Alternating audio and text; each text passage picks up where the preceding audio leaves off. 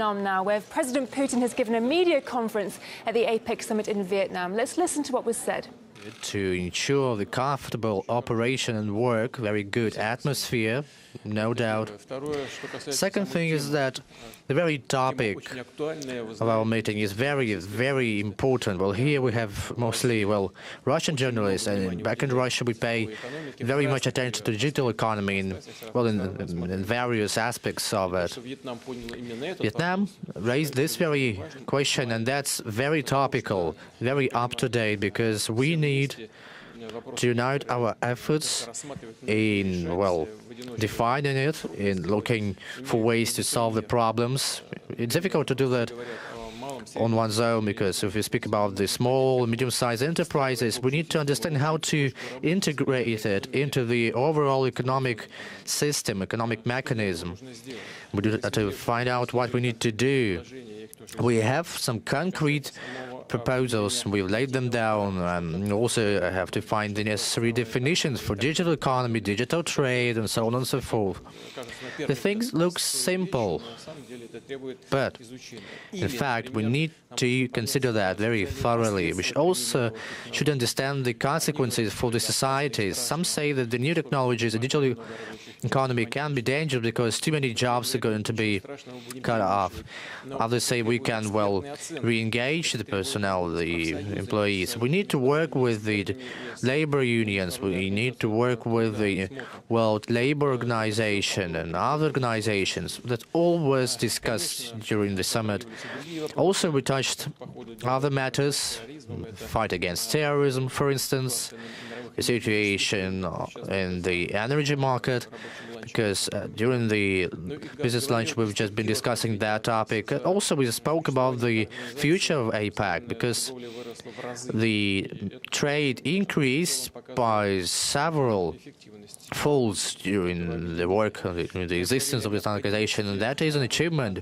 We spoke about the need to further liberate the markets, to build new kinds of relations within the, unified trade area, because some say that it's a bit too early, premature to talk about that, because the levels of economic growth is different. But still, Ms. Lagarde set forth a very interesting proposal on the further steps to be taken in the sphere of global economy. As we know, the forecasts are very good, but risks are there. We should be well aware of them. And the risks are that the developed economies see the downturn in the income increase, and that was the buying capability of people are not rising. We need to be careful about the fiscal and credit policies. Economies should be reformed structurally. We discussed all that. All that is interesting, important, and very much up to date. These discussions are very much up to date. We have the general understanding of where we should be heading, and that's important. Please. Izvestia. One of the intrigues were your, problem meeting with Mr. Trump. As I understand, you had a, standing conversation, as some say it. Well, can you tell us what was the topic and why there was a failure to organize the full format meeting? Well, as for that meeting, first, we should understand that we had very tight schedules. We both had very tight schedules, and also there were certain formalities about the protocol, and our teams failed to, to find out a way out of that dialogue of formalities. Well, we lectured a bit about the right ways to overcome these difficulties, but we still had a conversation with others, and we, I think, discussed all we needed to discuss. Mainly, we talked about the topics discussed at the very summit itself. We talked about how we can, harvest the potential of the digital economies for further development of economic ties. Also, we adopted a joint statement on the fight against terrorism in Syria. That's important, and in that sense, I mean, the first and the second thing I mentioned, the work on the sidelines of APEC was very fruitful and, well, generally successful, because it's not easy to adopt a joint statement on Syria. Our experts have been working on that statement in the run-up to the summit itself, and already yesterday we were finalizing the document, and the Foreign Minister and the State Secretary, they have been working on all the issues which appeared after the text was proposed by the experts, and just now we've adopted that document with the President of the United States. That's a very, well, crucial document, because it sets forth some principal things. First, we continue the fight against terrorism. That is of utmost importance for the United States and for us, especially in the light of the recent tragic events which happened there, which have to do with the terrorist acts, recent terrorist acts. That's important for us, as I said, as we've been confronting that evil for quite a time. And it's important for the whole international community, because the fight against terrorism will be continued. We'll join our effort, we'll continue to apply joint efforts. So it's of utmost important that we reaffirm the sovereignty of the country and its territorial integrity. We agreed that after the fight will be over, the terrorist evil will be eradicated. We will start the political efforts under the auspices of the United Nations. And the details, well, you can find these details. I think that the statement is already, well, published. Good day. The Kommersant newspaper. Mr. Putin, the USS, the so-called anti-Russian investigations, which are being more and more prominent in the United States, because, well, some ministers of the United States have been, well, accused of having ties with Russia or anything, and if some of the Trump's team members were also in contact with Russian authorities. Well, that's the first thing.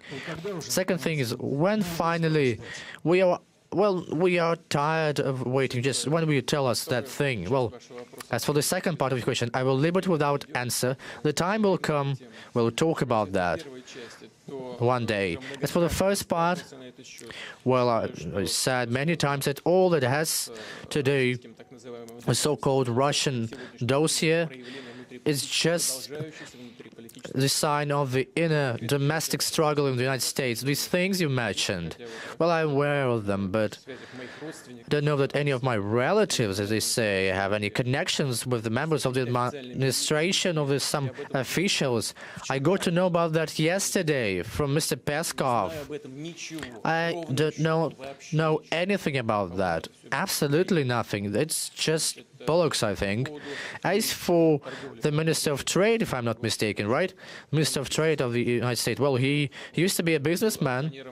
The shipping company, I believe he was one of the owners of it, and it was a global company, so he signed contracts with entities across the world, maybe with Russian companies too. That's a business. It has nothing to do with politics. I don't even remember his name. I just heard it a couple of days ago. So there is nothing to investigate. But if they want, well, they can do what they want, looking for some sensation. But there are no sensations in here. As for Mr. Manafort, well, he's being, well, associated with Russia by some. But his only association is that when he was, well, I may be wrong, but maybe he was head of a PR agency. He signed a contract as a businessman. He's been working with Ukraine, with the former president of Ukraine, Mr. Yanukovych, his name is. So I don't understand how that can be related to Russia, because there is nothing to do with Russia. It's just empty, idle talk, and sheer desire to have at least something to battle the current president. It's their business, not ours. The RIA Novosti agency, you have regular meetings with the General Secretary of China, Mr. Xi Jinping, but that meeting was special, I think, because it took place right after the session of the Communist Party of China. It was a very long meeting, as I know, and you talked, well, behind closed doors, if I'm not mistaken. What did you discuss? Did you discuss North Korea and, well, are the positions close or not? What should we expect? It's a very topical issue. Well, out of China, we've been meeting on a regular basis because we have very good relations. We discuss many topics. That's our biggest trade economic partner, more than $60 billion of trade. That's after the decrease. And we will get the level we want if we maintain the current growth levels.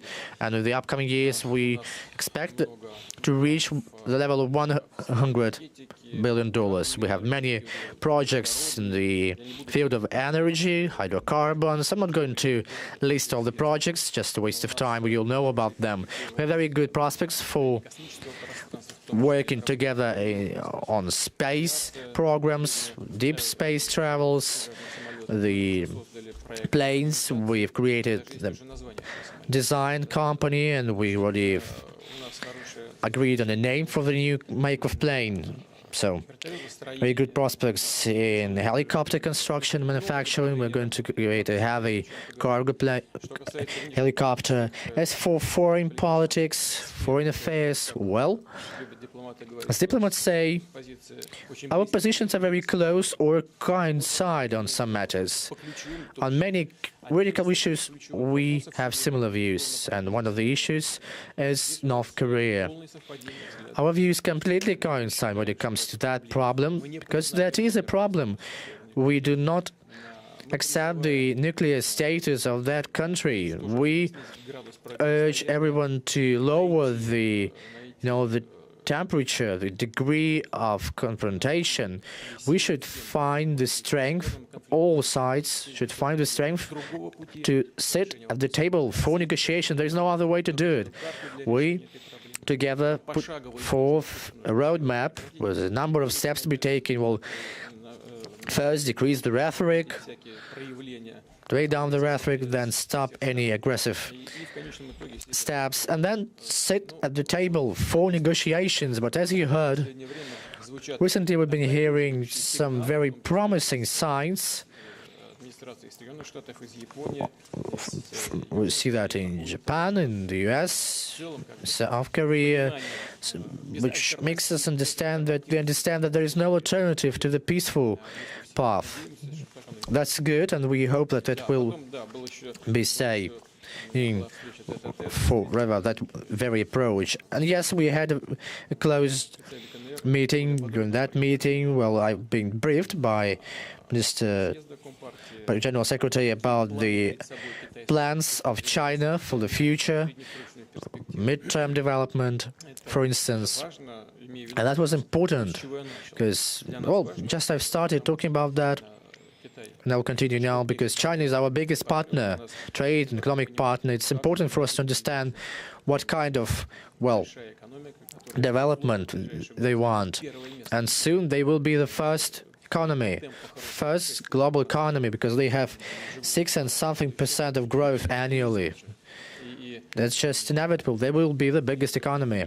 And we should understand how we will be adjusting our work and trade with China, taking into account the plans we have for development of the Eurasian Economic Community and coupling our plans with the Chinese plans for the Silk Road and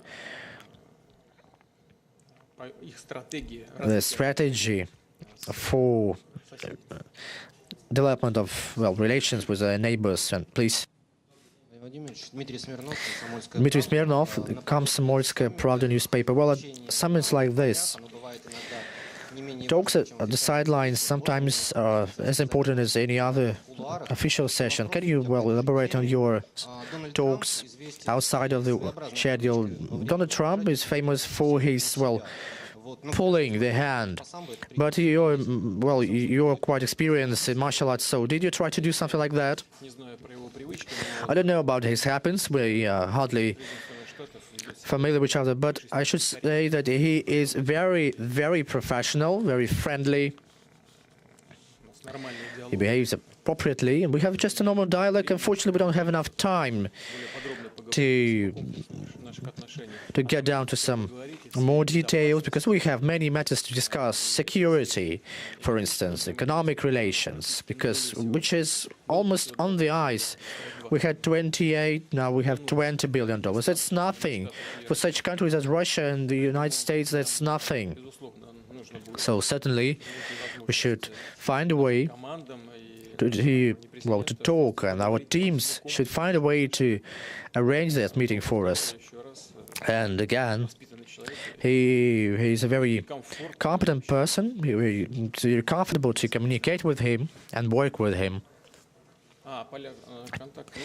As for the talks on the sidelines, well, you know about the meeting with the Prime Minister of Japan and the Philippines,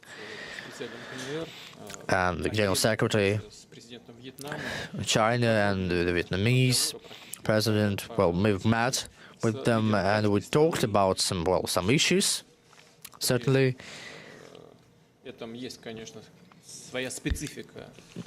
There is something special about each meeting, that's true. I mean, we have different levels of cooperation, political ties and economic ties, security cooperation, trade, military cooperation, lots of issues, difficult to talk about everything. So I think that will be important. All these meetings will be important to push forward our cooperation and our interaction with them. Good day. First channel, let's go back to Syria, if I may, to know about your assessment of what happens today in Syria. Because that's not the turning point, it's something else. So what are the prospects? What's happening today in Syria? Well, it's evident today that the military operations, military efforts to eradicate the terrorist hotbed is about to finish. The recent event in the southern eastern part of it, that was the last stronghold of ISIS, as you know.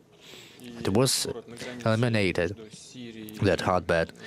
That is the city on the border between Syria and Iraq. So now we are to clear the eastern part of the country, to the east of Euphrates. It's important to finalize that and to reinforce the arrangements on the de-escalation zones, to reinforce the ceasefire once and for all, creating the environment for the start of the political talks, political process. That is why today we have that statement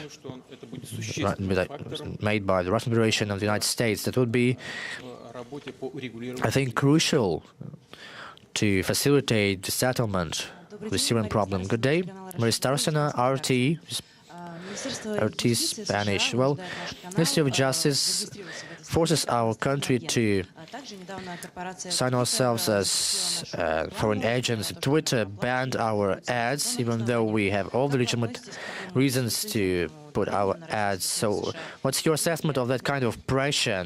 Are there any reciprocal measures discussed? It might be funny, but it's too sad to be funny, because those who do that in the United States, they've been saying proudly that they are Democrats, the first of their kind, and the freedom of speech for them was of utmost importance. They've been saying that they are champions of the freedom of speech, and without freedom of speech there is no democracy. But that kind of assault on our mass media in the United States, that's an assault on the freedom of speech itself, without no doubt. We are, well, we regret that. That's certainly bad. But what has been discussed in the State Duma, in the Parliament, it's a bit too much, perhaps, because it's a bit harsh and serious, but sometimes we hear very, critical and very, very harsh measures being discussed. But we need to put forward an answer. That answer would be, well, appropriate, to be, well, measurable to the one we've received. But I should say that our mass media never interfered in any elections or anything. The last investigation in the Congress or Senate, I don't remember, showed that the ads share was less than 1%. And the influence on the viewers was again less than 1%. 100 ads or something like that, as I remember, and other mass media, US media, they have millions of ads placed. So it's incomparable. It's just a very dangerous development. They say that our mass media interfered, but it is not so. Mass media, they just express their point of view, they give information, they give opinions. You can argue about that, but you should not be closing or banning or creating the condition which prevents some mass media from working at all. You should produce your point, you should make your case. But no, they decided to ban and to impose sanctions. Our answer, our response will be just, well, measurable, comparable to that. The Doge channel, Wall Street Journal wrote that the United States are going to Russia plan to deploy some peacekeeping force, like 20,000 of them, in the area of Donbas, Ukraine. I don't know about that. I haven't heard of it. Why they wanted to suggest that to the Russian leadership. So what would be your reaction? What would be your reaction to that kind of, well, offer, suggestion? I've never heard about that, so I can't comment on that. That's impossible. How could I comment on that? When we hear some well-formulated sentences, because, you know, you could say one thing, but when you put it on paper, it looks absolutely different. How can you comment on something which is not yet existent? How can I do that? There's no such thing. If we hear some proposals like that, well, we will consider them. CNN. Well, you say that you're satisfied with the fact that you haven't met with Mr. Trump, but how can that show the kind of relations Russia and the US have? It just shows that our relations are still in crisis. Been saying that we are ready to turn that page over and go forward, look into the future, solving the problems which are common to both countries. We need to fill in with some real content our relations and ties. Look at the recent, well, at the last economic forum in St. Petersburg. US companies were the most, the biggest group of companies. They want to work in Russia and with Russia. So ExxonMobil was prohibited to work in the Arctic region. Well, this way, they just refused a very prosperous, very potential project that could be giving them very good income, tax income and jobs, everything. That's only one example. And speaking about some limitations in the financing area, well, lots of other examples. But if you don't want to work, there will be others. Your competitors will come and take your place. But we want to have very harmonic relations with the United States in the field of economy, finance, and security too.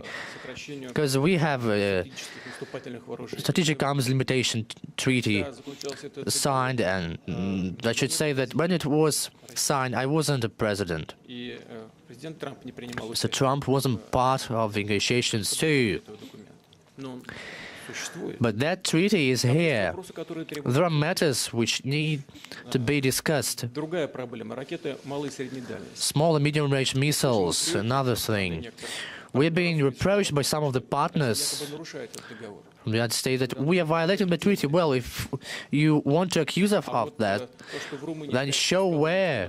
But in Romania, you have the launching pads and systems which can be used not only for anti-missile system, but for the Trident missiles. And this is medium-range missile. They just can be transported there from the sea, and they can be used from these launching pads, launching systems. So that should be discussed. There are other things to discuss too. The fight against terrorism, for instance. We succeed to arrange something, to agree on something like the Syria statement. It's good, but it's not enough. Yes, you, please.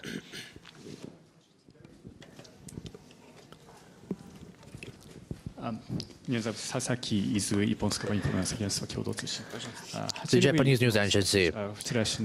Well, I would like to know about yesterday's meeting with the Prime Minister of Japan. You said that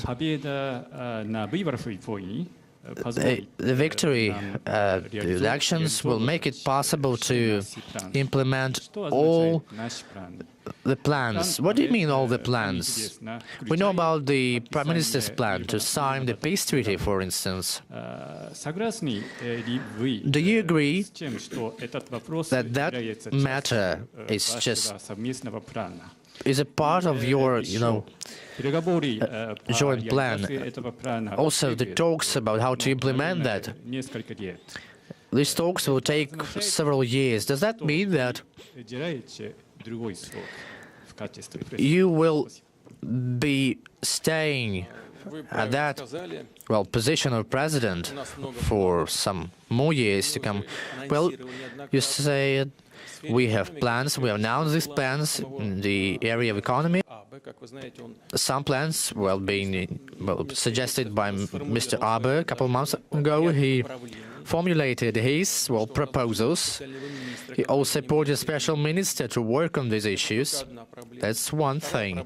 The second thing, let's say, part of that matter is the security measures, security matters. We've just talked about the problem of North Korea. We discussed that. So both matters were discussed with Prime Minister of Japan. We also talked about the peace treaty. These things, they comprise our plan for cooperation. There are other issues, I should say, issues surrounding the peace treaty. It's no secret that here we need to be careful to look what kind of obligation Japan has in terms of their work with their partners, let's say, the field of security, and how that can influence the things. What kind of obligations the Japanese side has to their partners, as I said, and what things they can do independently and what things they cannot do independently, because if you have some obligations, you need to comply with them. But that can influence our relations and our peace talks. That's a very laborious work, and maybe really it's going to take not 1 year or two, but there are things which can be settled today. Prime Minister said that it's possible to arrange the travel of Japanese citizens to the Coral Islands so that they can visit the graves of their fathers and forefathers. He asked us to alleviate the visa regime for these travelers, and we're doing that. Then he asked to make it possible for these Japanese citizens to go not only to the locations which have been already visited by them, but some other close parts of the islands. We've done that too. A group of businessmen from Japan can come to the islands to talk about the joint projects. We also arranged that. These kind of meetings were arranged and were carried out successfully. It is going to be very good, I think. It does not depend on who is in power, Mr. Abe, Mr. Putin. It doesn't matter. Our countries should be determined, our people should be determined to have a long-lasting solution for all problems, to create a favorable environment for the development of our relations, not in the short term or mid-term, but in the long run. Thank you very much for your attention. Thank you. I need to continue my work.